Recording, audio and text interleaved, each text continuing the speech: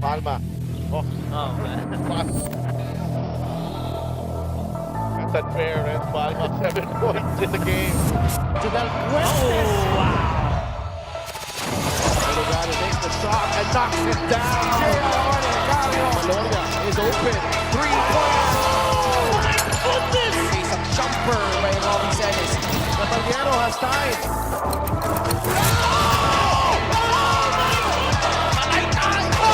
Just posterized by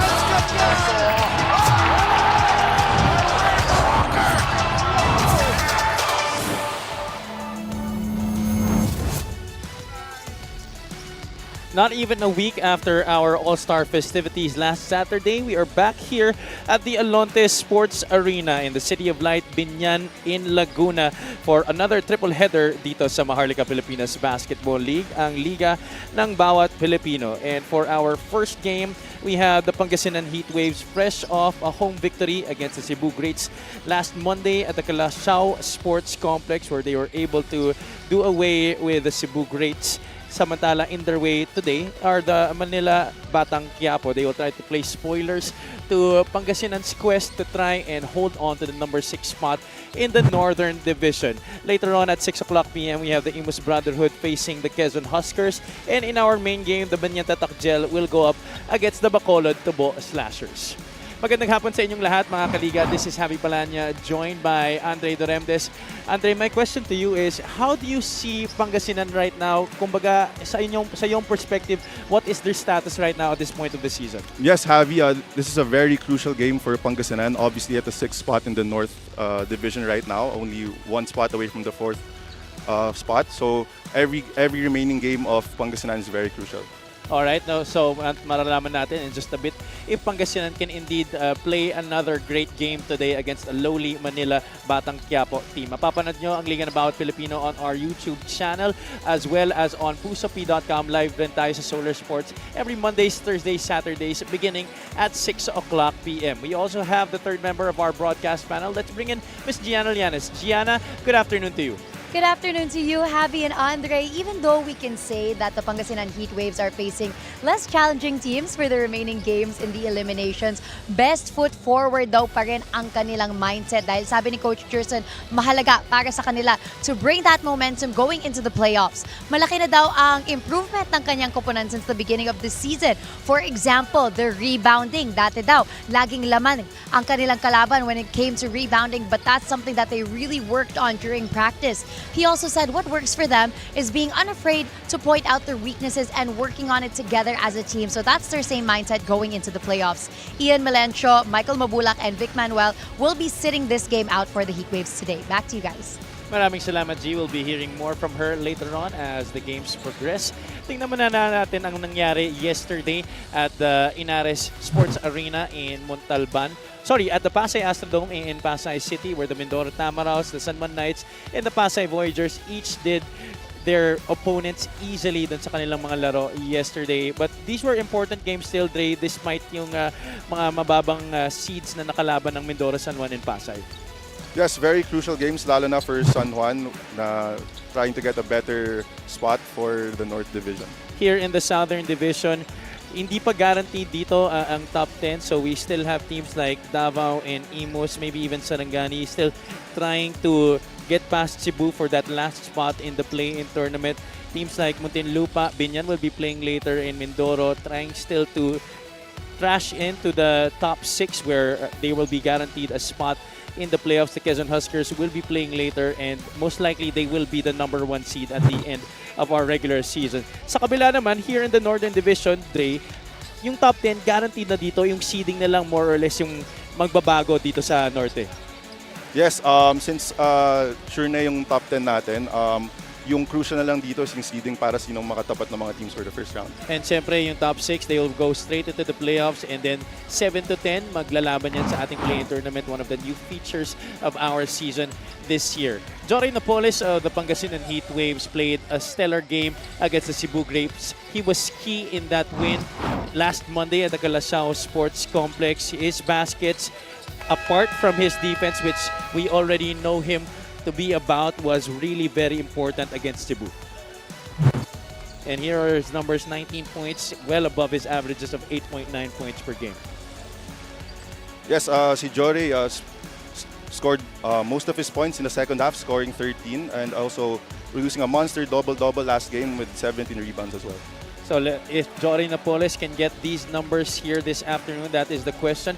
Coach Jerson Cabiltes wants Pangasinan to come out fighting once again. Sa kabilang panig naman, although Manila has been losing majority of their games, Alfred Cedillo has been one of their bright spots this season. Although left undrafted in last Sunday's PBA draft, Cedillo has been producing good numbers this season for the Manila Batang Quiapo. They lost their last game against the Bacolod Tubo Slashers, pero continually Alfred puts up some decent numbers para sa kanila. Although in this game against Bacolod, mas mababa dun sa mga averages niya.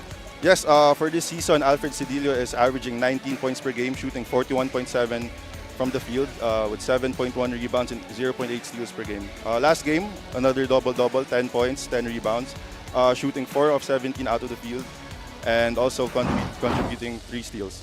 Alfred Cedillo and the Manila Batang Quiapo will try to play spoiler to the Pangasinan Heatwaves today in their bid to keep the number 6 spot in the Northern Division. Let's go to Miguel Pere for our player introduction. It's Pangasinan versus Manila for our first game, live on the 2025 Manny Pacquiao's MPBL Season 7. Let's meet the starters first for Pangasinan Heatwaves. Starting at forward number 10, Ralph Robin. Also at forward number 12, JP Maguliano. Center number 26, Lervin Flores. Two guard number 33, King Gortiza.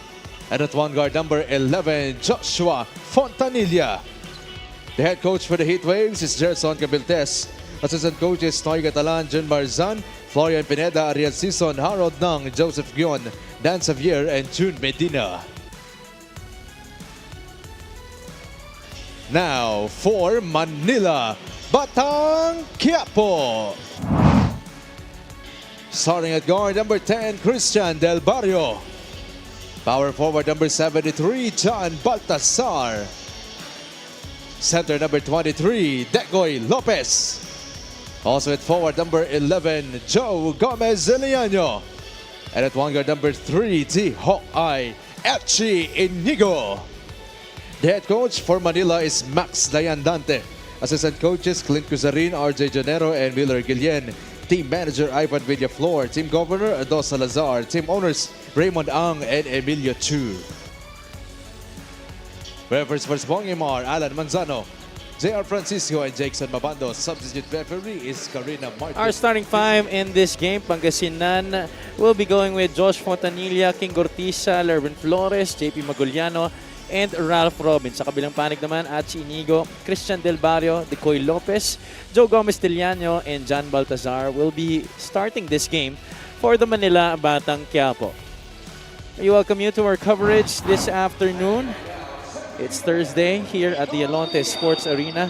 Magandang hapon sa inyong lahat. This is Javi Palanya, joined by Andre Doremdes and Miss Gianna Llanes at courtside. Manila wins the opening tip. Manila has had a really terrible season, to say the least. They've lost their games by an average of 32 points per game, with the highest point differential coming against Bataan, where they lost by 62 points. But of course, Coach Jerson, as mentioned by Gianna, wants his team to be on the right mindset today, no matter who they go up against. Kailangan yung habits nila ma-develop na nila simula pa lang ngayon. That's a miss from Manila on the opening possession. Maguliano gets pushed, and that's the first basket of the game coming from JP Maguliano. Yes, way to run the floor. See JP Maguliano getting that easy and one basket. JP Maguliano, you mentioned, Dre, you were talking to him before the game. He really looks like he's in good shape. Yes, I was teammates for a while with JP sa Nueva Ecija, and mapapansin mo talaga yung difference ng body niya ngayon. Mukhang kondisyon na kondisyon ngayon si JP. Oh, he's posting up decent numbers, 7.1 points per game on a very efficient 50+% from the field this season. Del Barrio loses the basketball. Fontanilla finds Robin on the left wing. Short jumper is no good. Gortiza gets the offensive rebound and he will keep possession for Pangasinan. There's a foul against the Manila Batang Quiapo. Good decision there by Ralph Robin, not forcing anything, taking that mid-range jumper. Not even a minute gone by yet here in the first quarter. Gortiza on the right side. Fontanilla swings it to the left. Robin gets the screen from Flores. They skip a pass to Gortiza. Corner pocket. 3 is good para kay King Gortiza. First basket of the game para kay King Gortiza, who was drafted 58th overall by the Phoenix Fuel Masters last Sunday in the PBA draft. Cedillo got away with a walk there, but still gets the basket. Strong attack there by Cedillo. Well, if Gortiza and also Harvey Pagsanhan of Pangasinan were drafted last Sunday, Alfred Cedillo was one of the MPBL players left undrafted. So let's see how this motivates him. I think we're going to find out from Gianna later on how he feels about that. Robin kisses it off the glass and Pangasinan off to a 9-2 start here. Parang trademark na rin ni Ralph Robin yung bank shot na 3 points, no? Actually, no? Well, maganda naman yung pagkabawi ni Alfred Cedillo. 3 points of his own there, making the lead of Pangasinan just 4 points. Robin will try his luck once again. That high looper of a shot this time just goes straight through the basket. So Ralph Robin with 6 points early in this game. Si Ralph Robin yung isa pang gusto ko sanang makita, Javi, na nag-participate sana sa 3-point shootout. A very capable shooter. Ito si Ralph Robin. Maybe next year we'll see him. It was a very competitive 3-point shootout. Actually, all the events were really close, from the 3-point shootout to our slam dunk competition. Yung executive game natin, for a while it was close, but syempre the highlight was the All-Star game where Eric Camson was able to sink the game winner. Maybe everybody thought after that jumper by JC Marcelino, it would already go to the north. But the South not allowing themselves to stop their winning streak in the All-Star game. This is our 3-point shot brought to you by Extreme One-Stop Shop Appliances. So one of 2 early 3-point shots for Ralph Robin in this game. Irvin Flores is at the line, missing on the first. Let's go courtside to Miss Gianna Llanes. Well, for those wondering why our live stream started a little later today, there was actually an earthquake drill here at the Alonte Sports Arena. At sabi actually ni Coach Maxi, baka rin may naging Freaky Friday situation with that earthquake kanina at malay natin. Manila comes up on top today. He did tell his team that their opponents today are human beings just like them, so they cannot be afraid. In his words, bigyan naman natin ng respeto ang apelido natin. At kung mahirap daw maglaro para sa kupunan nila dahil sa kanilang standing, they can play to show their individual abilities. Back to you guys. Maraming salamat, Gianna. Excellent report right there. Yep, we had an earthquake drill earlier, kaya late nga tayo nagsimula. But I like what Coach Maxi told his boys before this game, and I think that's gonna be motivation enough for Manila to try and play differently today. Of course, Pangasinan also has their own mindset coming into this one. Nalaman na nga natin kanina na si Coach Gerson gusto niya talaga na maayos yung laruin nila no matter who they go up against. King Gortiza will be taking 2 shots here. So far, Manila still struggling offensively here in this game while Pangasinan continues to have their way. There you see Coach Gerson Cabiltes. Yes, this foul was made possible again by JP Maguliano attacking strong and running the floor. We'd like to thank LGR, the official outfitter of the MPBL.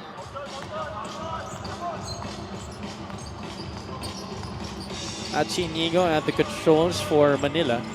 14-5 ang ating talap. Penalty na maaga dito ang Batang Quiapo. Toralba drives against Flores. The kick out to Joe Gomez de Llano. Stripped on the sidestep. Gortiza. Jab crossed to the rack. No good. Cedillo will go all the way, passing at the last moment to Toralba. Almost a turnover for Manila. Cedillo very aggressive to start this game. Attacking the middle, looking for his open teammates if he doesn't have the shot. Joe Gomez Del Llano will take a breather early here. Baltazar out to Toralba. That's a three-point shot galing kay Steven Toralba. And Manila gets the steal. Good transition defense by Cedillo. Let's see if the Batang Quiapo have a run in them. Cedillo wants it against Maguliano. Good denial by JP. Baltazar hands it off to Inigo. 8 seconds on the shot clock. Cedillo being aggressively defended here by JP Maguliano. And I think that's the right thing to do with Cedillo. You have to make sure that he doesn't have a head start na makabuelo siya to attack the rim. Good job by JP Maguliano. Maguliano playing a little bit out of his position in guarding Alfred Cedillo. Cedillo more like a wing, but Coach Gerson really trying to get JP used to that. As Toralba knocks down another three-point shot, and here, Manila, this might be the Freaky Friday situation that Coach Maxi Dayandante was telling Gianna earlier. Yes, 2 for 2 to start the game. Robin, push shot, that's short. Batang Quiapo get a stop. Yung Freaky Friday ba, Andre, napanood mo pa yun? Hindi ko na napanood yun. Cedillo gets it to Inigo. Toralba's the hot hand for the Batang Quiapo. Screen set by Baltazar. There's a switch. Flores is on him. He will take another one. Toralba, that one is short this time. Turnover for Pangasinan. Cedillo has one man to beat. Cedillo will take the 2 points. Yes, Cedillo with 7 points, but more importantly, playing both sides of the floor, not just scoring, but also defending JP Maguliano well. Fontanilla gets the handoff. Flores has it. Quick drive to the basket by Lervin Flores. Good Euro step there by Lervin Flores to get an easy left-handed layup. Pangasinan getting their bearings after 2 empty possessions. Actually, 2 turnovers galing sa kanila. That has plagued them here in the first quarter. Lervin Flores with a strong drive to the hoop. And Pangasinan back up by 3 here. Timeout on the floor for the Batang Quiapo.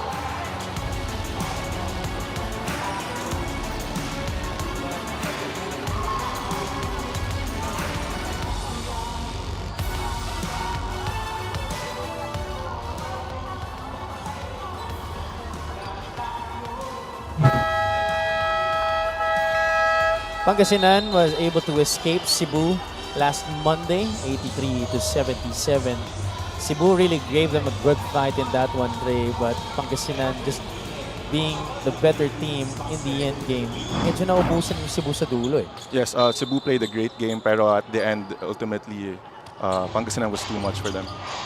Na-highlight yung depth ng heat waves, while the lack of bench support for Cebu really did them in. It didn't help that Paul Desiderio was out for Cebu sa laro na yon. That was an important game for Pangasinan as they try to hold on to the number 6 spot in the Northern Division. Bulanadi. First appearance in the game for Alin Bulanadi. Actually, this is a new 5 on the floor for the Heat Waves. Di Gregorio joins him along with Hesed Gabo, Harvey Pagsadhan, and Jory Napoles. Baltazar saves possession. Cedillo from the elbow. That's good. Alfred Cedillo really looking very sharp in his return to the MPBL this season. You saw it with his numbers during our pregame, averaging 19 per ball game as Hesed Gabo knocks down that jumper. Yes, Cedillo already scoring 9 points in this first quarter. That's another easy drive to the basket, this time coming from Red Eusebio for the Manila Batang Quiapo. They're keeping in step with Pangasinan here in the first quarter. Pagsadhan. That's a steal. Another turnover for Pangasinan. Yes, the zone defense by Manila is working early here in this game. Baltazar puts the ball on the deck. Drop step against De Gregorio. 2 points more inside para sa Manila, courtesy of John Baltazar. A good spin move there by Baltazar to get open for that layup. It's just a 1-point lead for the Heat Waves here. Bulanadi to the corner. Gabo. Pocket pass inside. Pagsanhan could not finish. And Manila gets possession. A chance to take the lead. And Cheta with the basketball. Manila opting to take their time, setting up their offense. Compared to Pangasinan, they don't have that much players. Eusebio off the glass in Manila is in the driver's seat. Tough finish there. Look at the field goals here so far in the first quarter. 9 out of 14 compared to 7 of 14 from Manila and Pangasinan respectively. This is a very surprising outcome so far we're having here in the first quarter. This is our fast break of the game, brought to you by Extreme X Pop, personal karaoke speaker, everyday karaoke. DG at the free throw line. De Gregorio has somehow regained his shooting touch at this part of the season. The first part, he was really in a huge slump. Yes, at the first part of the season, it was really seen, and De Gregorio was struggling shooting the three-point shot especially. So it's good to see that he's made his mark in the MPBL. Well, this guy has definitely made his mark this season, at least individually. The team's success has not come, but individually, it has been a magnificent season for Alfred Cedillo, his best in terms of numbers. And his team right now in a good position. They're in the lead, they could extend that, but Eusebio could not hit. Sorry, that's Ancheta missing there for the Batang Quiapo. They double Napoles. Manila trapping right now. They're trying to get the Heat Waves a dose of their own medicine here. Toralba with the personal foul. Kanina pa nasa penalty yung Manila Batang Quiapo. Pangasinan has gone to the line 7 times in this game. Napoles averaging a shade under 9 points per game this season. Only a 53.5% free throw shooter. This time he goes 2 for 2. Toralba will come out, hit 2 threes earlier. Soriano will make his debut in this game. 24-23. Under a minute to play here in the first. Cedillo trying to back up against Pagsanhan. Fall away jumper, that one's short. Pagsanhan will push. Nobody really stopping the basketball there for Manila, and Harvey, he takes advantage of it.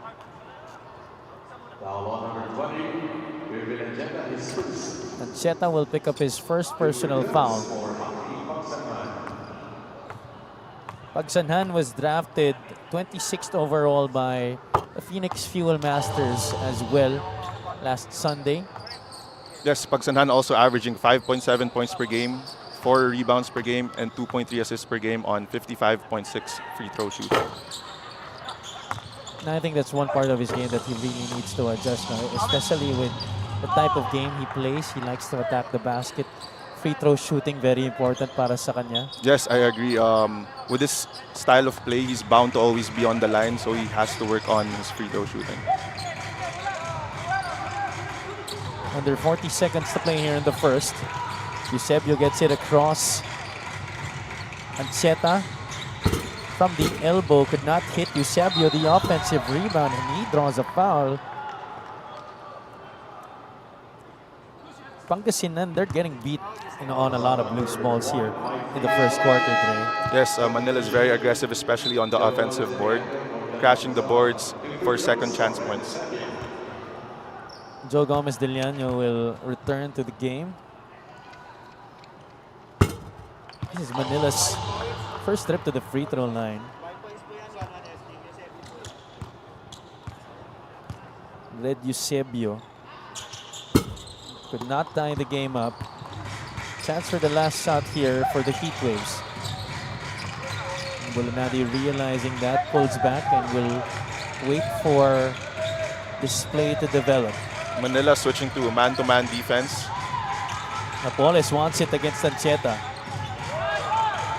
Napoles, jab step, pull-up jumper, no good. Deliano tried to get it to Ancheta on the other side, but unfortunately, time will expire here in the first quarter.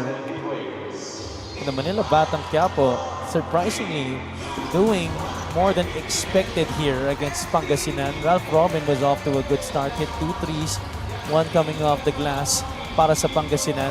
But then this guy also came out hot for the Batang Quiapo. His 2 threes really set the tone para sa kanila, and that's where it's all started for the Batang Quiapo. And then of course Alfred Cedillo, brilliant all quarter long para sa Batang Quiapo. They're down by just 1 point here against Pangasinan.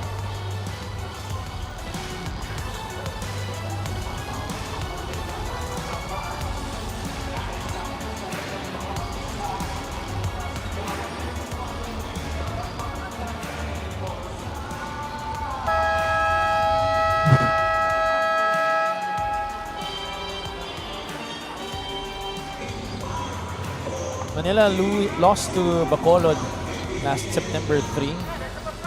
And it was another devastating loss para sa kanila. They got beat 58-102. And a big problem for them has really been their rebounding. Apart, of course, from their defense. They're the worst defensive team in the league, giving up more than 100 points per game. And that's the reason why, because they haven't been able to finish their defensive possessions with rebounds. Yes, I agree. But today seems like a different story. The start of the game, they're out-rebounding Pangasinan Heatwaves. Cedillo with the basketball. He has led the way already in double figures for Manila. 7 out of 16 for the Heatwaves in that first quarter. 10 out of 18 for Manila. That's 43% compared to 55%. Naubusan dyan ng oras sa shot clock ang Manila Batang Quiapo. Yes, that's good individual defense by Alin Bulanadi on Joe Gomez Deliano, forcing him to turn over. Coach Maxi Dayandante getting some instructions there from Bosado on the Manila sideline. Hindi natin nakita yung shooting ni Coach Maxi nung executive game. He usually participates there. But representing the Batang Quiapo was Bosado Salazar. That's a jumper by Jory Napoles. This patent mid-range jumper by Jory Napoles. He now has 4 points. Bulanadi sees De Gregorio, one fake, masyado malakas. Napoles gets it back here for Pangasinan. Bulanadi defended by Red Eusebio. Good pass. De Gregorio for 3, no good. Gabo, no Another looks good it. pass. Pagsanhan, this time the Heatwaves score. The ball there moving around for the Heatwaves, waiting for Manila to make a mistake defensively. The half-court trap by Pangasinan.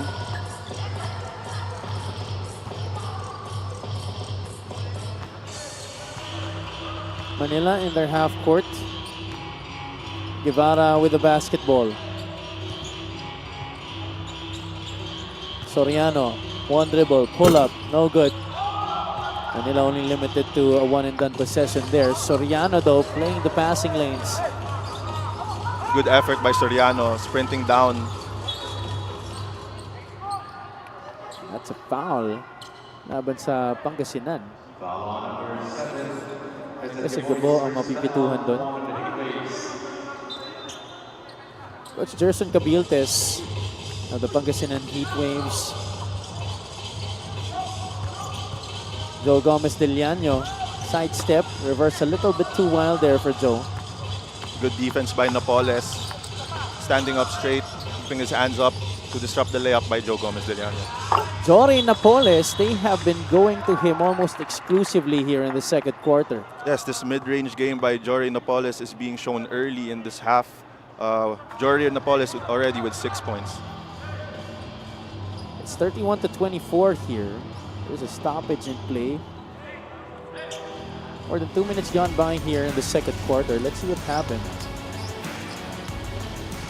Oh, there was a little karate chop by Hesid Gabo on Red Eusebio. That's an unsportsmanlike foul. After the review, referee Alan Manzano calling it laban kay Hesid Gabo. Yes, but for me, in my opinion, it didn't look intentional there by Gabo. O, sinusubukan niya lang na unahan si Red Eusebio sa pwesto, no? Pinapwestohan lang niya. Pero apparently, of course, above the shoulder, kaya natawagan Yes. si Hesed Gabon ng unsportsmanlike foul. At madalas rin naman talaga, actually, all of the time, it's not really the intention na ginajudge, it's the action. Yes. So even if you don't intend to hurt, kung natamaan mo at medyo it falls under the criteria of our unsportsmanlike fouls, our referees will not hesitate to call it. Eusebio making one of 2 free throws. Yes, Eusebio with 6 points already. No Alfred Cedillo on the floor here for Manila. Let's see where the scoring will come from. Decoy Lopez backing up former Manila teammate in Jory Napoles. Eusebio rattles home that 3. Yes, Eusebio is starting off hot already with 9 points. He now is the source of points here in the second quarter for Manila now that Alfred Cedillo is on the bench. That's a miss galing kay Napoles. Guevara picks it up, double team there. That's a foul given up by Harvey. Quite an unnecessary foul if you ask me. Una lamang yan para kay Harvey Pagsanhan. Pangasinan switching it up again now with the full court man-to-man defense. Well, I think they see this as a chance to practice different schemes on both sides of the floor. Yes, I agree. This is the perfect opportunity to practice schemes, whatever works for different play styles for different teams. So Pangasinan switching up their defense is really good practice for this playoffs. Decoy Lopez. Jumper off the glass and in. Good move there by Lopez, spinning to the baseline and using the glass. Isa na lang ulit ang lamang dito ng Pangasinan. Bulanadi. Pinapahirapan dito ni Joe GDL. Very aggressive defense by Joe GDL here. He doesn't want to give up the basketball just yet. Bulanadi will force it up. That's no good. I'm not sure if that was the offense that Pangasinan wanted on that play. Chance to get back the lead here for Manila. We don't say that a lot this season. Oh, Pagsanhan That's an offensive foul. down the fourth against Guevara. Guevara extending his Tatawagan. left hand there. And I think they're going to review that as well. Let's see what happened here. Bump by Pagsanhan na sinuklian din naman ni Guevara doon. Yes, he extended his elbow there. So just a regular offensive foul against John Guevara. But these are things that, as Manila tries to make it difficult for Pangasinan in this game, these are things that Batang Quiapo players have to realize that you can't let your emotions get the better of you because you're going up against a veteran team. Yes, I agree. I understand that they have to be very physical in order to compete, but they have to have a clear line of separation between physicality and being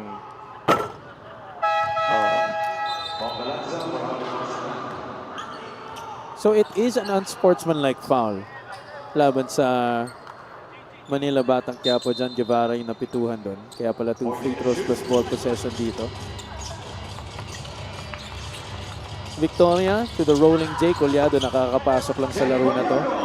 perfect execution of the pick and roll there by Victoria and Collado.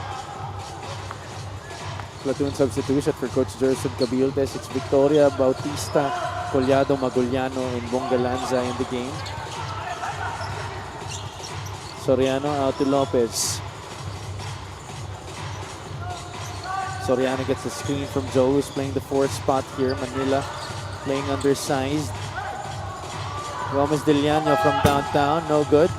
Collado with a rebound. Good defense by Pangasinan. Victoria gets a screen from Jay. Maguliano looks down low to Collado. Good high-low play by Maguliano and Collado. Collado now with 4 points. Instant impact for Jay Collado in this game for Pangasinan. Approaching the halfway point now here in the first quarter.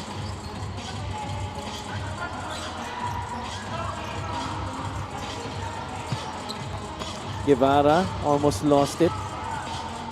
How long will Manila keep Alfred Cedillo on the bench? Chance here for Pangasinan. Bautista, the drop-off. Magoliano with the score. 5 points by Magoliano, mostly from running the rim. Pangasinan using a little bit of their transition offense here in the second quarter. This is our fast break of the game brought to you by Extreme Explain. On the go speaker, take your music anywhere. That's JP Magoliano getting the pass from Jabs Bautista, and Pangasinan establishing an 8-point lead here in the second quarter.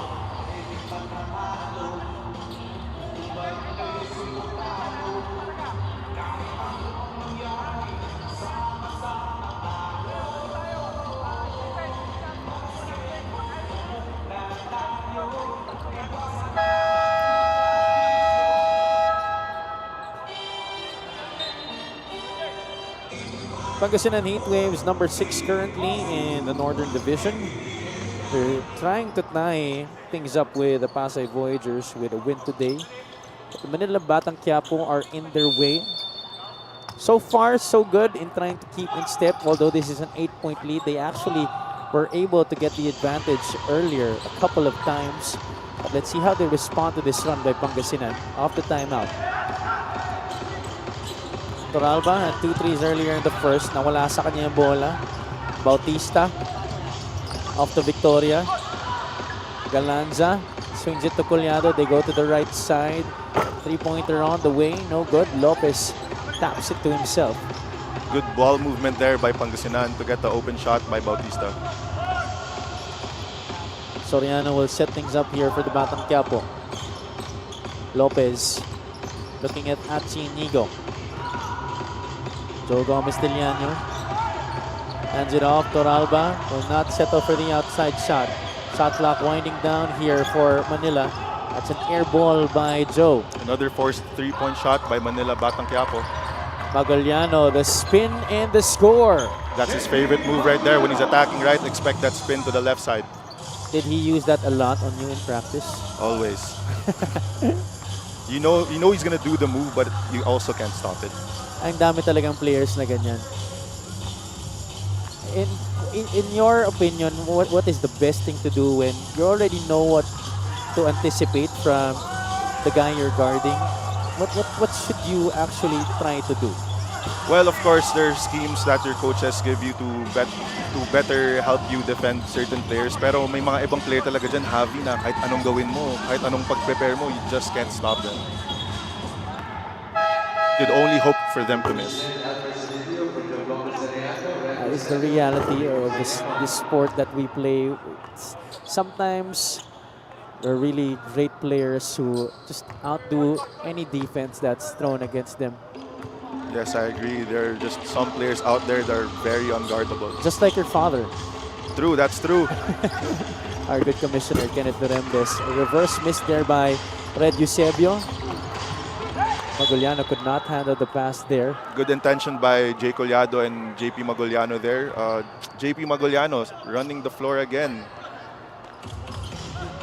Really making use of that well-conditioned body that he's sporting right now. Condition si JP.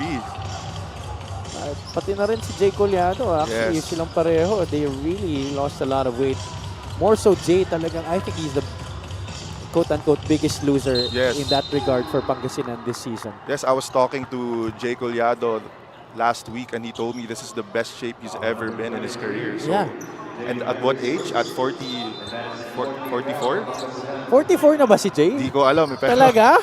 parang niloko lang niya ako I-confirm dati. natin mamaya. Alam ko hindi pa sa 44. Parang niloko lang niya ako dati. Pero best shape of his life at this point of his career. Very, very commendable for Jay Collado. Yeah, because look at him, the way that he's able to move laterally. At syempre, yung mga galaw niya sa opensa, nakakatulong talaga. In that game against Cebu, his 2 buckets in the fourth quarter and the hustle that he played with really helped catapult Pangasinan to that victory against Cebu. He played championship-type basketball sa laro na yun. Yes, Jay Collado, a very seasoned veteran, knows how to take over these games. He's a multiple-time champion as well. Kaya yung mga ganyang laro para kay Jay Collado, wala nang kakabaka yan. Tama ka dyan. Galanza bounce pass to Jake Collado, who we were just talking about, won a championship with Nueva Ecija Rice Vanguards, just like a lot of his teammates here with Pangasinan. And looks like there's something going on here between Eusebio and Bautista. Yes, kanina pa sila nagkakabigayan eh. Right away, our security team stepping in to get in between them. Tingnan natin yung nangyari dito. There you see James Bautista trying to get some position right there against Eusebio. Then Red somehow retaliating. Well, yeah, basketball is a physical sport, kaya important talaga to know how to keep your cool, control your emotions, and just play the game. Yeah, this doesn't do any good.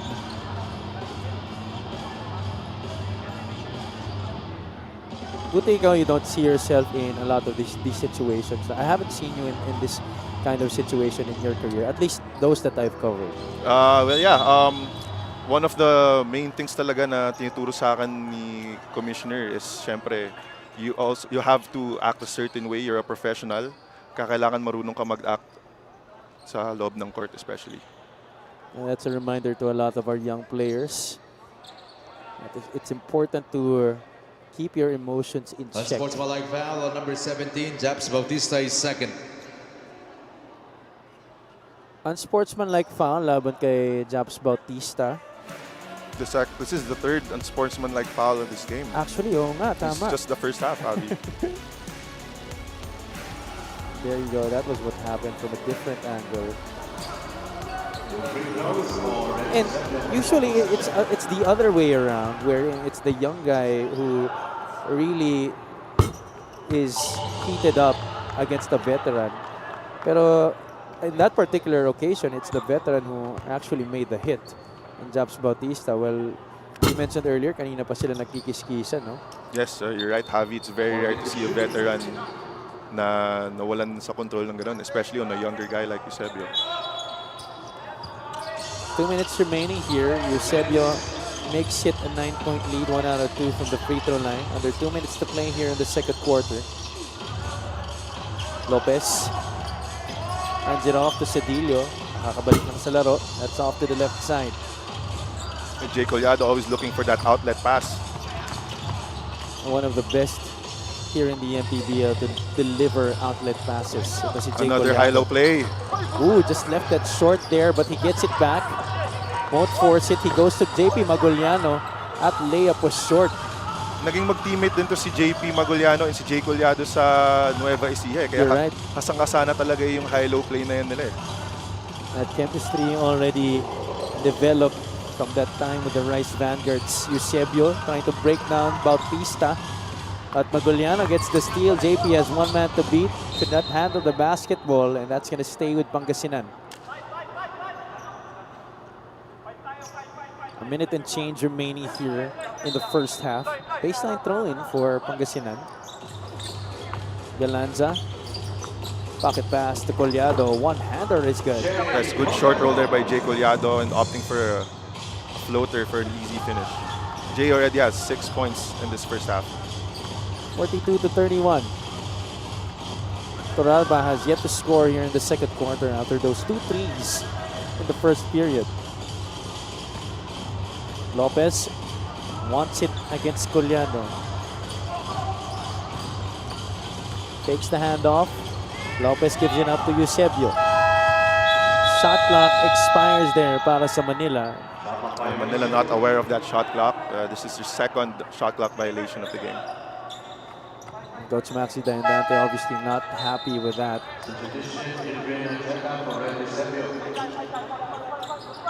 Irvin Ancheta babalik dito sa laro para kay Red Eusebio. We're down to our last 2 to 3 possessions of this quarter. Zone defense by Manila. Bautista, usually the zone buster, could not hit that time. Last possession here for the Batang Quiapo. Can they get the final shot of this first half? Hatsinigo directing traffic, guarded by Lawrence Victoria. Hooks a pass, Lopez to Cedillo for 3. Yes, sir, Alfred Cedillo. Collado will try to get it back. That's off to the right. And that does it for the first half of this game. Manila still keeping themselves within a manageable distance, avoiding themselves from falling into a double-digit hole at the end of the first half. The score is 42-34 at the end of the second quarter.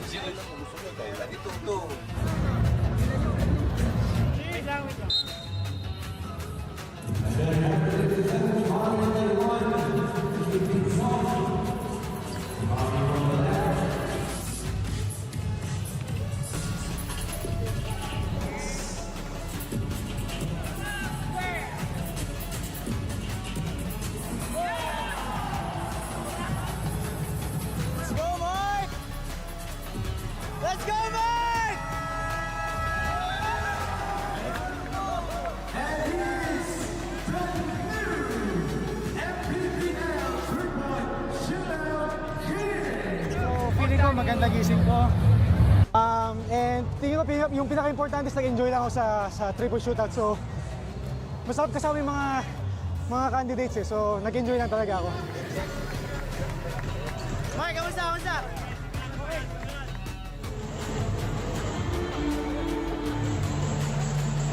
Basilas, Risers tonight, close assistant coach.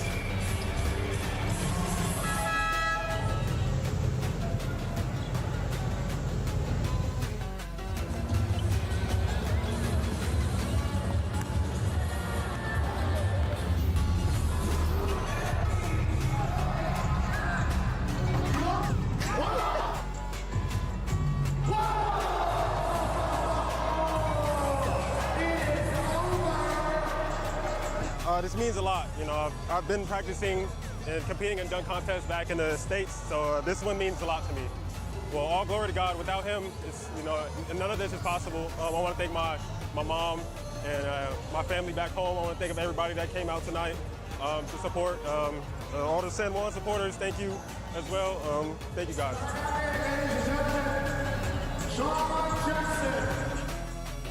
Speeds, skill, and swagger combined.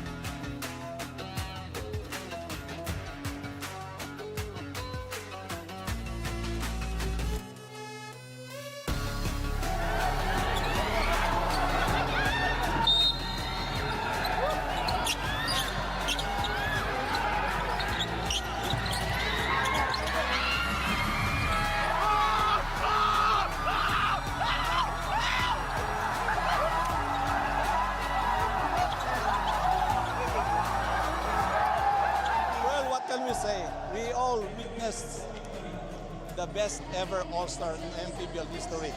No, napunta tayo dun sa last shot. We thought that it was the last shot of JC Marcelino already, pero after the timeout of the South All-Stars, nagkaroon may isang play.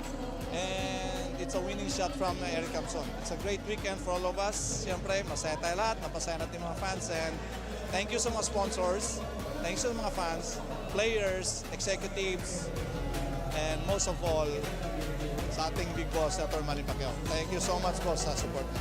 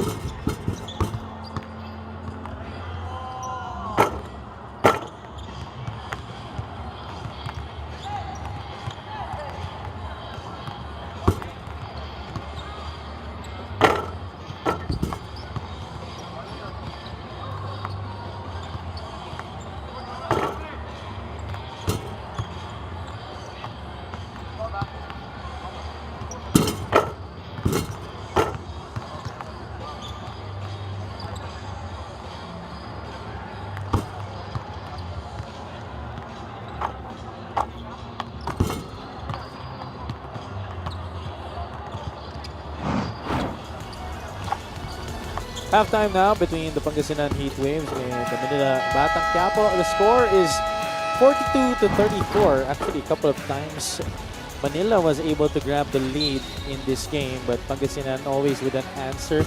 And you look at the numbers here from the first two quarters, Dre. Pangasinan ang sabi ni Coach Gerson, he wants to work on the rebounding. So far, they've got that in check. But at some point of the first quarter, they were being out-rebounded by Manila. Yes, way for Pangasinan to pick up the pace para bumawi sa rebounding numbers. And Javi, makikita mo dito sa field goal, medyo dikit lang. Pero what separates, what I find very interesting is yung 3-point mix ng Manila. They've made 2 more 3-pointers than Pangasinan. Pero on the other hand, yung turnovers and points over turnovers, yung Pangasinan 11 to Manila 7. Let's see how the play develops here in the second half. Will Pangasinan actually turn on the Jets more, or can the Batang Quiapo also turn it up a notch on their part? They're down by 8 points here, and they start the third quarter with Torralba, Eusebio, Cedillo, Baltazar, and Atsi Inigo. Inigo could not hit from the outside, and that's going to go the other way. Pangasinan, meanwhile, has Josh Montanilla, Ralph Robin, King Gurtiza, JP Maguliano, and Lervin Flores. Man-to-man press to start the game off by Manila Batang Quiapo. Good, Torralba falls to the ground, almost hitting his head. That's an offensive foul against Josh Fontanilla. Pang veterano yung ganung galaw, Javi, yung taiwan mo lang sa harap para makuha yung offensive foul. See what happened here. Ayan, he really charged into Torralba there. Yes, good call by the referee. Si Fontanilla lowered his shoulder to bump it to the chest of Torralba. Good call by the refs. We've had 3 unsportsmanlike fouls already in this game. And 2 are coming from the Pangasinan Heatwaves. Pangasinan is very aggressive for this game. They really want this win in hopes to get a better position in the playoffs. With the win today, that's a foul against Robin. With the win today, Pangasinan can tie Pasay. Currently at 17-8. Ngayon, kung matalo pa sila, medyo madidihado pa sila in making the top 6. Siyempre, kung ikaw si Coach Gerson, ayaw mo naman punta sa play-in because being in the play-in tournament, it entails more games, and of course, that will be more fatigue that your players will have to deal with. Yes, not only that, but when you get inside the play-in, syempre, yung makakalaban mo yung either sa top 3, which is very hard for a first-round matchup. May challenge dito si Coach Gerson Cabiltas. We'll take a short break.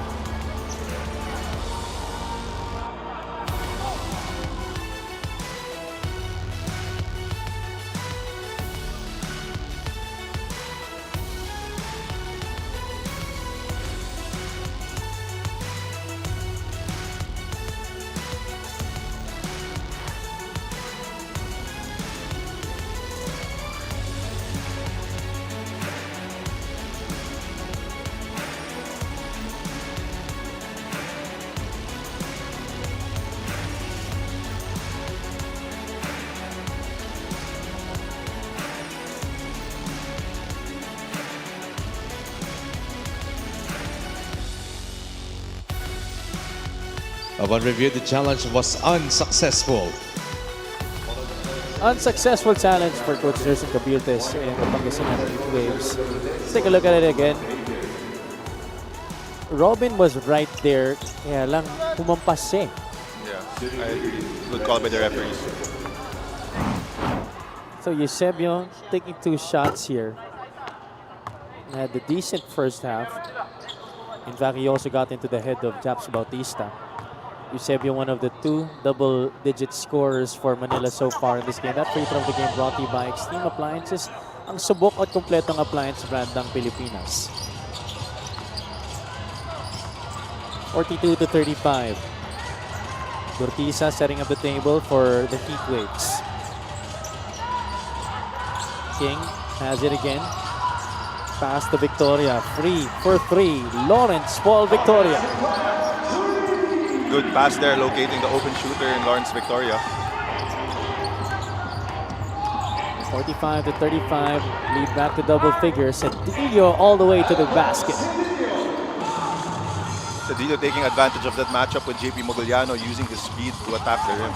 Gurtiza challenging the defense to no avail. Eusebio secures it there. para sa Batang Quiapo. Manila, they're really stepping on the gas here today. While Pangasinan, they seem to be holding back a little. Don't you agree? Yes, I agree. Manila really wants to win this game, it looks like. Eusebio now getting a little entangled with Gurtiza. Earlier it was Bautista in the first half. Toralba has the basketball. Baltazar gets past Flores, settles for the jumper, that one's short. Maguliano through the middle. JP Maguliano, basket and one. Good aggressive drive there by JP Maguliano. He has 9 points in this ball game. Set up here by King Gurtiza. Quick move to the basket there by JP Maguliano. Already above his average in this game. At now 10 points sa laro na to para kay JP Maguliano, former EAC General. Also former Meralco ball there, JP Maguliano. Tama ka dyan. Maguliano left that one short. Could have been back-to-back hits para sa kanya. Now, how far has JP Maguliano come in his career, Dre? I remember JP here in the MPBL. I think he started off with Manila and he was on the heavier side that time. Ang layo na nung itsura niya ngayon mula noon. Yes, and nakausap ko yun si JP nung teammates kami. Yung story ni JP is very, very interesting. He started off his college career na student lang siya sa Adamson. So to see him here, to also make the PBA and everything is very, very good for JP Maguliano. And then after Adamson, saka siya lumipat, no? Yes, that's lumipat kay Coach Gerson sa AYAM. Toralba from the outside, still scoreless after that first quarter mini eruption. Flores is ahead of the pack. Could have been a dunk, but still 2 points. Nonetheless there para kay Lervin Flores. Way to run the floor, si Lervin Flores. 7 points na siya this game. This is our fast break of the game brought to you by Extreme Cool Air Conditioners. Ang Extreme Magpalamig. Free installation for split type air conditioners. 2 hands on the board there para kay Lervin Flores. And this is more like the Pangasinan that we know of, opening up a 15-point lead right now, 52-37.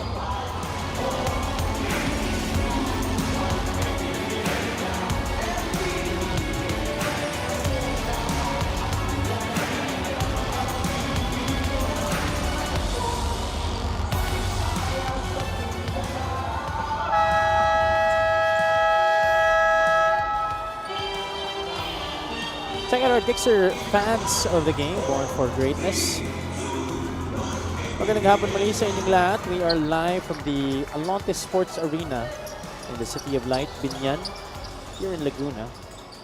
Glad to have you with us. This is Javi Palanya alongside Andre Duremdes and Ms. Gianna Lianes. 3 games ulit nakaschedule dito sa araw na to. This is the first game of our triple header. Later on, we have the Quezon Huskers facing the Imus Brotherhood.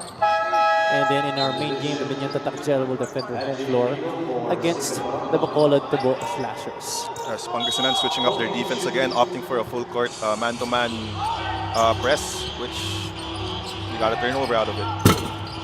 Victoria could not score. Offensive rebound to Gurtiza. Out to Ralph Robin. 3 for 3.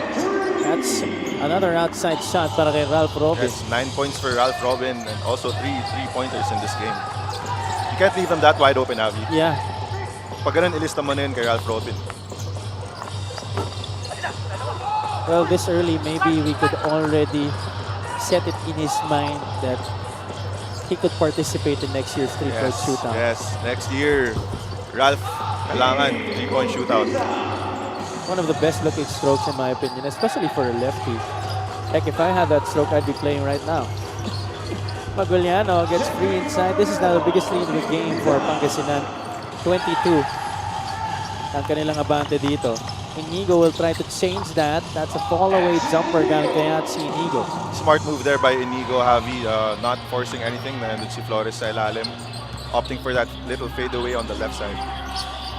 One of the smartest players in the league, no doubt. But there you see one of our more potent shooters dito sa MPBL, Ralph Robin.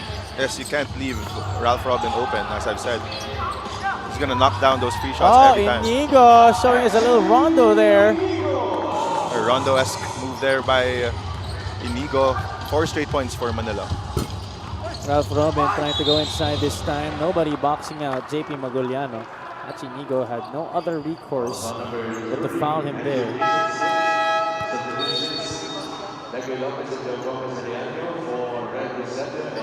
Some substitutions here for the Batang Quiapo, who are now experiencing their toughest quarter so far in this game. Yes, Manila starting off very well in the first half, but can't seem to find their way here in the third quarter. Let's turn you over to Miss Gian Lianes at courtside. Go ahead, G. This one is about Achi Inigo. Pagiging isang maalagang kuya daw ang pinaka na-improve ni Achi this season. Sa koponan na ito kasi siya daw talaga ang pinaka may experience, and to set a good example of professionalism to his teammates, he incorporated growing up as the older brother at home. It's sort of a step closer daw to his other basketball dream of someday coaching college basketball. Back to you, Javi and Andre. Maraming salamat, Gianna. Yeah, you know, Achi is really the most experienced player here with this Batang Quiapo team. Coming out of Far Eastern University. He's already played for a number of MPBL teams. He started his career with Bataan, then transferred to the Rizal Golden Coolers. If you look at the score in this quarter, 21-7. Manila absolutely struggling here in the third period. Achi then played for Bulacan, Caloocan, and then now with the Manila Batang Quiapo. This is Steven Torralba at the free throw line here for the Batang Quiapo. Yes, Manila is struggling with the constant change of defensive schemes here by Coach Gerson Cabiltes. We'd like to thank LGR, the official outfitter of the MPBL. Torralba goes 2 for 2. And now the experience really playing a big part here for Pangasinan. Victoria lobs it to Flores. I think Lawrence was expecting Lervin to try and slam that home. Yes, that's how you break the press here. Less dribbles, more passing. Flores, oh, almost but not quite. Still 2 points though. Para kay Lervin Flores, he's having himself a quarter here in the third. Yes, already 9 points also in this game. Running the floor, getting those easy baskets. 21-11 in terms of dimes in this game. Pangasinan a plus 10 in that department. Decoy Lopez from downtown. 2-1 press here by Manila Batang Quiapo. Well, offense, meron naman nakukuha dito yung Manila. It's really defensively where they've allowed Pangasinan multiple possessions, especially in the inside.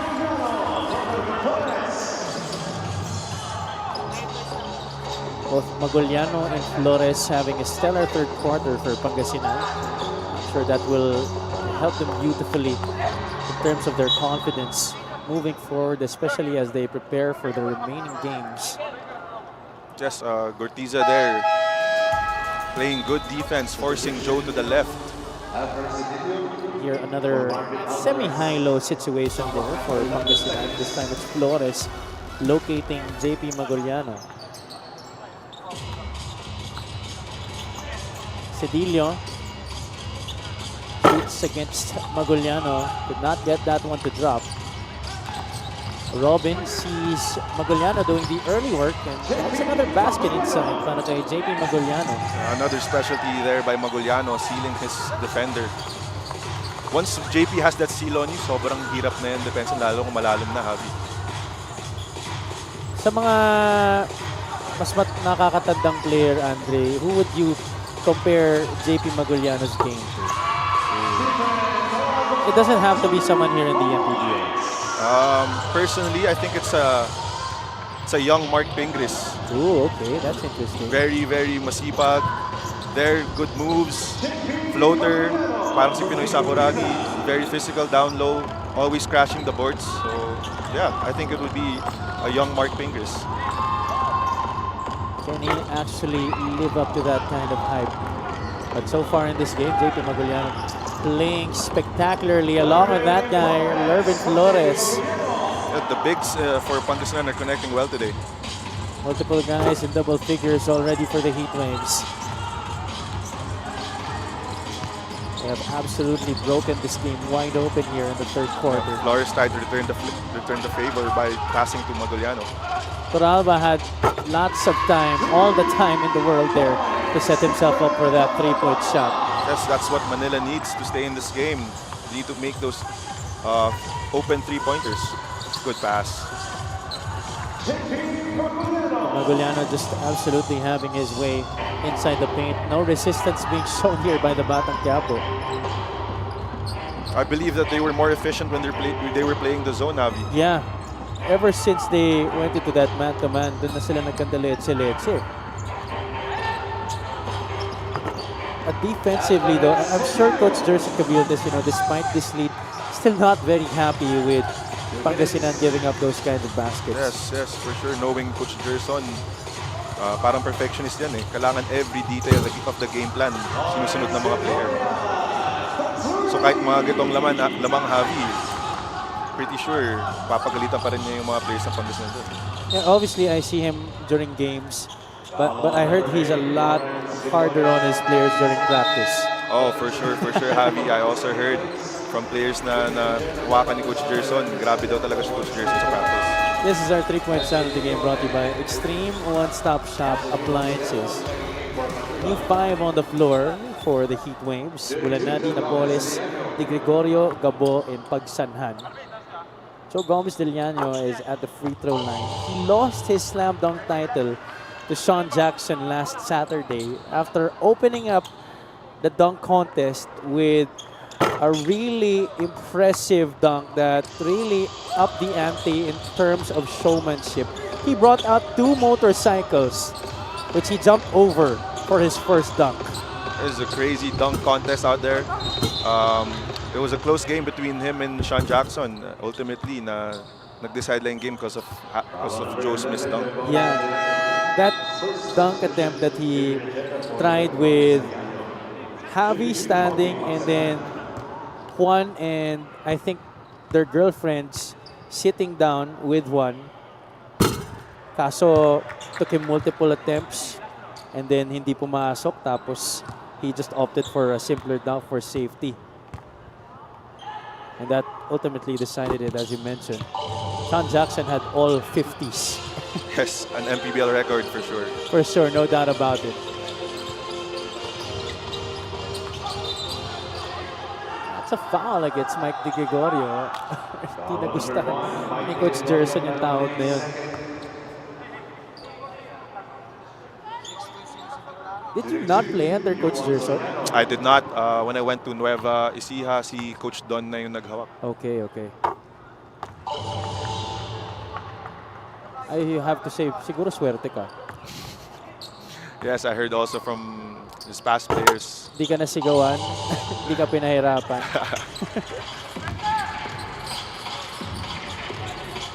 But he is a champion coach in this league. He knows what he's doing. Yes. And I think this is a season where he's really more motivated than ever to snatch the championship. Lalo na it's so different from the time that he won it with Nueva Ecija, because that time the level of competition in the league wasn't as high as it is right now. Yes, I agree, Javi. This time around, syempre, out for the vengeance si Coach Gerson. He wants to bring back championships to his name and to his team. Kaya, very interesting season for Coach Gerson. Especially after what happened last year. Napoles able to get the 2 points there. This is Pangasinan just dominating. They're walking over the Manila Batang Quiapo here in the third quarter. 33.9 seconds left. Coach Maxi Dayandate wants to talk things over for final shot of the third quarter perhaps here. Look at Mike Di Gregorio snatching that rebound. And that's an easy outlet to Jory Napoles. Those long limbs really a problem for any opponent. Yes, the bigs of Pangasinan always running the rim. So, puro fast break points tong Pangasinan Heat Waves.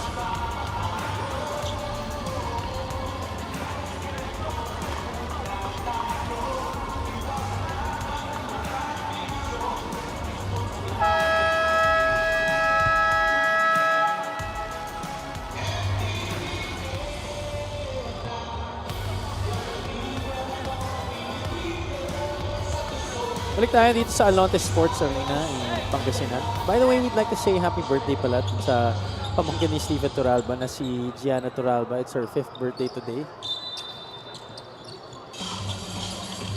85-57 is the score. Manila trying to get the final shot of this third quarter. It's been a devastating period para sa kanila. They've been badly outscored here in the third quarter after being down by only 8 points at the end of the first half. Cedillo gets a quick basket right there, but this gives Pangasinan an opportunity for one more shot.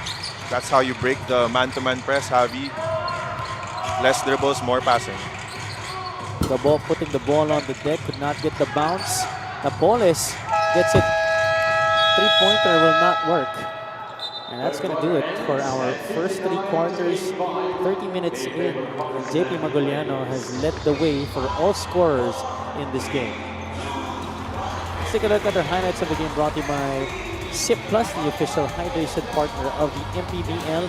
Elevate your hydration. What a third quarter that was today.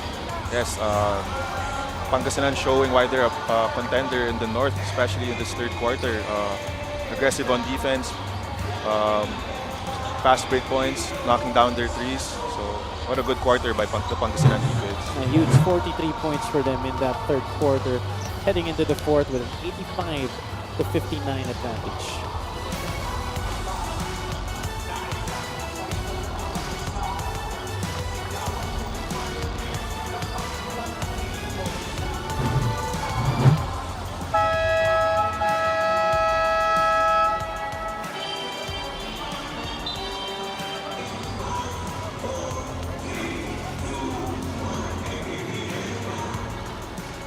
Nagbabalik ang inyong Maharlika Pilipinas Basketball League, ang liga ng bawat Pilipino. This is the first game of our Thursday triple header. Check out our fan of the game brought to you by LGR, the official outfitter of the MPBL. So if you guys are within the vicinity, drop on over here at the Alonte Sports Arena to join us for our Thursday triple header. We welcome you to the fourth quarter of this game between Pangasinan and Manila. Javi Palanya on call together with Andre Duremdes and Ms. Gianna Lianes. There you see the quarter scoring in this game. It was a huge third quarter for Pangasinan. Manila, they did have a decent one, actually a rather good one with 25 points. Their best quarter actually of this game, but the defense was non-existent practically. Yes, actually in the first half they were close with Pangasinan, pero that third quarter to maybe the halftime speech or halftime adjustments by Coach Gerson, kitang-kita natin yung difference with this Pangasinan team. Actually had the lead a couple of times talking about Manila, and they were down by only 8 heading into the third quarter. De Gregorio lost the ball there and he tried to get it back against Baltazar, hitting his eye in the process. They reviewed that play, but our referees deciding it was only a regular foul. Yes, I believe that's a red call.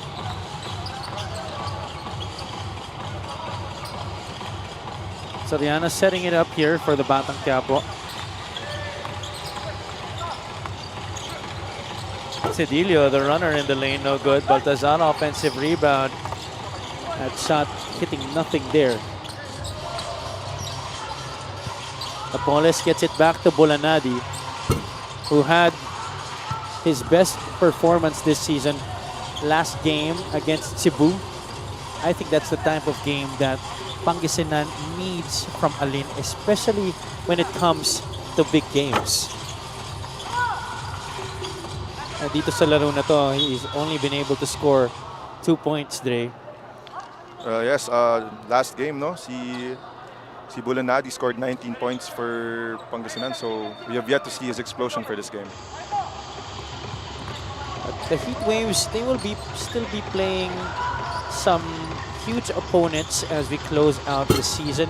After this, they will be facing Mindoro, Rizal, and the Caloocan Batang Kankalu. Imus will be the other opponent. So that's still a pretty tough schedule to finish the season for Pangasinan.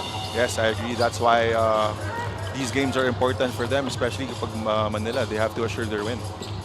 So they are assured of the top 10. Nasabi na nga kanina during our pregame coverage that The top 10 in the North are already determined. It's just the seedings that we need to find out at the end of the season. Pagsanan scoring there para sa Pangasinan. A way to leak there by Pagsanhan, no? Scoring 9 points already for this game. The best they could finish with is 22-7.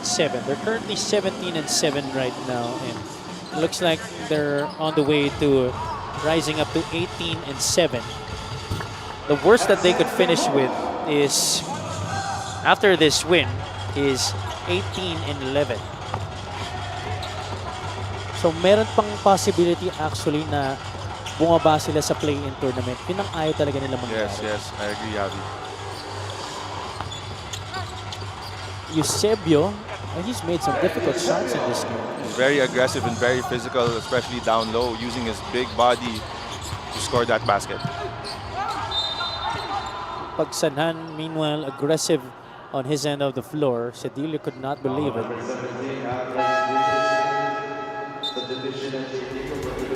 Trenta na ang kalamangan dito ng Pangasinan, but Red Eusebio still putting on the moves. That's our Dixer great move of the game, born for greatness. RV Pagsanhan, congratulations to him and King Gortiza, as well as the other MPBL players who were drafted in last Sunday's PBA draft. We will be seeing a couple more of them later on. Quezon Huskers will have Will Gozum and LJ Gonzalez going up against the Imus Brotherhood right after this matchup between Pangasinan and Manila. Yes, 1 out of 2 there for Pagsanhan, now with 10 points.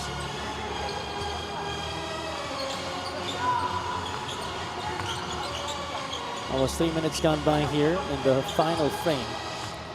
Manila once again having their offense slowly developing here. Cedillo, he was trying to fish for a foul. Shot clock did not reset. The second opportunity was no good as well. Bulanadi gets it to the open man. That's Mike De Gregorio. Could not hit from the outside.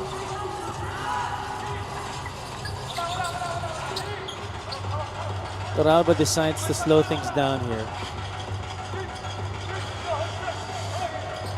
Baltazar with a screen.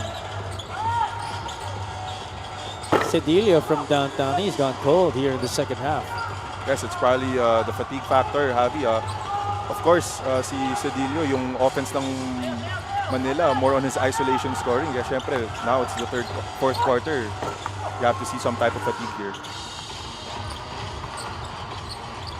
No, I think he only rested during the first quarter. After that, di na siya umupo eh. Well, if I'm Manila too, hirap open a player like Cedillo. Obviously, not just on the offensive side, pero sa defense din. Siya din ang guard ng best players ng best bigs rather ng Pangasinan. Well, actually, ito si Alfred. Alam ko sana ito maglaro ng mahabang panahon because of his training with AU. But obviously, you can't do it alone. Yes, at the end of the day, it's still a team sport. You can't win alone. So, hard for a player like Cedillo na sobrang inaasahan ng team niya.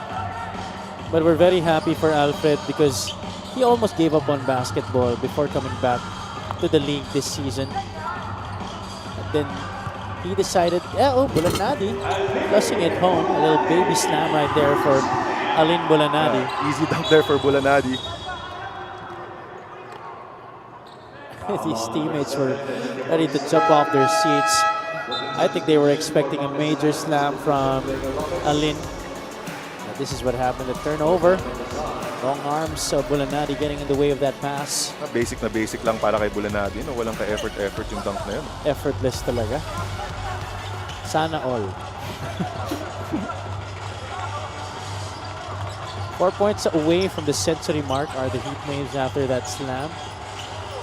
Nicoy Lopez getting it against Jay Collado. Lopez, turnaround jumper off the glass. It's a little bit too sharp there, galing kay Lopez. Robin, he's at 4 threes in this game. Bautista, that's an easy drive to the basket, but it jumps Bautista. Good use of the fake in order to get his opponent in the air for an easy drive with the left hand by Bautista. One of the more seasoned veterans in this very veteran-laden squad of Pangasinan. You might wonder, for a lot of the people watching who have been following the MPBL, you might wonder why Coach Gerson keeps sticking to his veterans.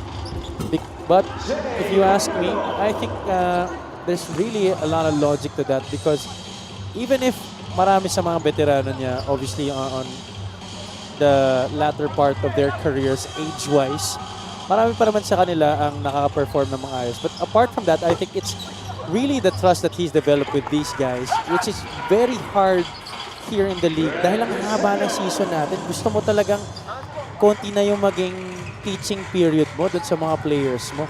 Yes, I agree, Javi. Definitely experience plays a big part in winning basketball. Not just with the trust, but also with trying to keep your younger players in check. So definitely, you're right, Javi. Having veterans in the team is very, very crucial. He's played with a lot of these guys for many years already. Not just in Nueva Ecija, not just here in Pangasinan, but also some of them with Basilan. Plus, Jay Collado is a very good leader, Javi. Yes. He's very helpful, lalo sa mga younger players. Tries to teach them everything. So, Jay Collado is, I would say, one of the best leaders here in the MPBL.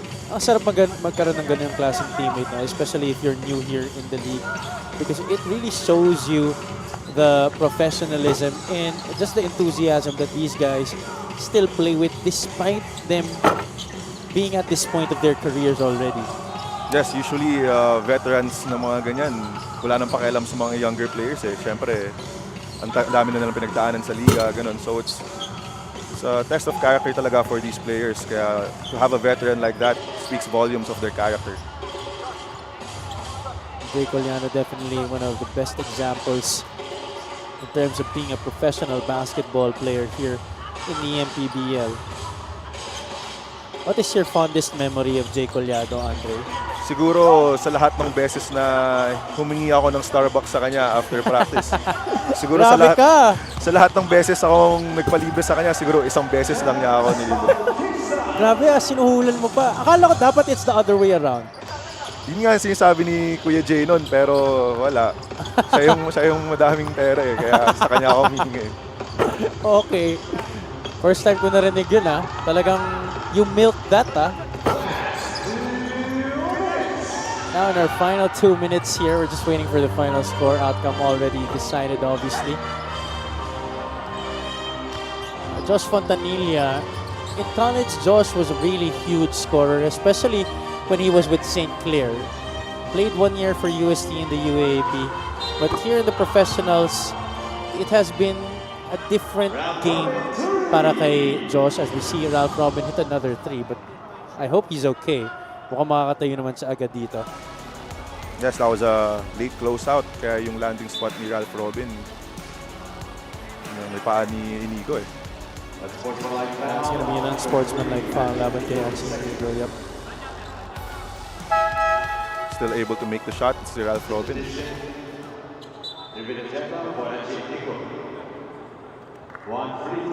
Itong si Ralph, never mo pa naging teammate to. Nakasabayan ko siya sa Nueva Ecija for a brief moment before siya lumipat sa Pangasinan. Okay. Prolific scorer, another streaky shooter. Once he gets his first few shots in, it's gonna be a bad night for the opponent. So, ang ganda ng forma ng tira niya. High looper, really has a high percentage of getting in. And that guy's another shooter, Bonga Lanza. Yeah, another sniper here for Pangasinan in Bonga Lanza. If these guys get it going all at the same time, this Pangasinan team is going to be a very tough team to beat in the playoffs. Yes, I agree, Javi. I think, personally, I think they're the dark horse in the North Division. Siyempre, you would think Nueva, Ecija, Abra, and San Juan, pero Pangasinan has the tools. I would also like to add Caloocan into that mix. Yes, of course, Caloocan also. And the playoffs is a totally different atmosphere. It's gonna be a best of 3 series. Siyempre, iba yan sa one game lang. So, dyan talaga masusubukan, especially Abra. Obviously, they have the most talent on the roster this season. I think that's without a doubt.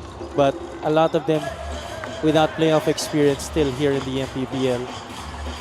So doon sila masusubukan ng mga koponan gaya ng Pangasinan, Caloocan, Nueva Ecija, San Juan as well. Yes, I agree, Javi. In the playoffs, it's definitely a different story. It all comes down to preparation and game plan. Kaya sa playoffs, talent is good and all, pero for me, it's really preparation. Pangasinan having another victory here this afternoon. This is a huge one as they tie the Pasay Voyagers at 18-7. And it was a huge display. No, sorry, they don't tie the Pasay Voyagers. They actually get ahead of them. They're now 18-7.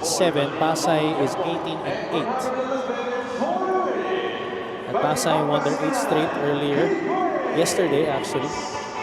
JP Maguliano was the biggest scorer in this game for Pangasinan. He really took advantage of this opportunity to play well. This very, very solid game from JP, starting off by running the rim, getting those easy baskets, and then eventually sealing, post moves, floaters, full display here for JP Maguliano. Yeah, he showed the whole arsenal this afternoon for Pangasinan. He led 4 other guys in double figures in this game for the Heat Waves. JP Maguliano is at courtside with Miss Gianna Llanes. Congratulations to our best player of the game, JP Maguliano, with 19 points for the Pangasinan Heatwaves. JP, pag-usapan muna natin yung umpisa ng laro. It was a very close fight in the beginning of the game. Saan kayo medyo nahirapan at ano yung kinailangan nyo i-adjust doon? Sobrang sama ng simula namin, no? Parang sumabay kami sa flow ng laro nila, kaya ganon. And then, buti na lang second half, sinabihan kami ni coach na huwag natin sabayan yung flow ng laro nila. Kaya nating lumabog na mas malaki pa dyan. Kaya ayun, nilaro lang namin kung ano yung dapat naming ilaro. JP, binanggit nga ng ating panel na si Javi and Andre, you are in your best shape right now. Ang ganda ng iyong kondisyon. Paano mo pa gagamitin ito sa iyong advantage, lalo na nalalapit na ang playoffs? Siyempre, kailangan pa nating mag-extra effort, no? Kasi playoff na. Alam natin na hindi basta-basta yung mga kalaban dyan. Kaya hanggat kaya pang magsipag, magpa-kondisyon, gagawin pa para sa upcoming playoff. Okay, JP, I'm sure maraming masaya na Pangasinense ngayon na sumusuporta sa inyo. Sino ang gusto mong pasalamatan? Unang-una, nagpasalamat ako kay Lord, no, sa panalo na binigay niya. And syempre, binabati ko yung Boss Governor Guico, Boss Conrad N. Esquimo Estrella, Boss Congressman Art Celeste, Boss Mayor Brian Celeste, Boss Cesar Kiambao, Mayor Liam Cesar, Boss Robert Kai, Boss FJ. Maraming salamat sa mga sumusuporta sa Pangasinan Heatwaves at patuloy na suportahan at manood, especially sa nalalapit na playoffs. And syempre, yung family ko, Binag Maguliano, and yung asawa ko, si Jay Surreal, and yung family niya, Kunanan family. And nanay ko nanonood sa Isabela. Thank you very much and congratulations to our best player of the game, JP Maguliano of the Pangasinan Heatwaves. Back to you, Javi and Andre. Maraming salamat, Gianna. Once again, JP Maguliano and the Pangasinan Heatwaves romping over the Manila Batang Quiapo 111-66. It was a huge blowout that started in the third quarter after Pangasinan was only up by 8 points at the half. Up next, we have the Quezon Huskers going up against the Imus Brotherhood. Wag po kayong alis, mga kaliga. Keep it locked in here on the Maharlika Pilipinas Basketball League, ang liga ng bawat Pilipino.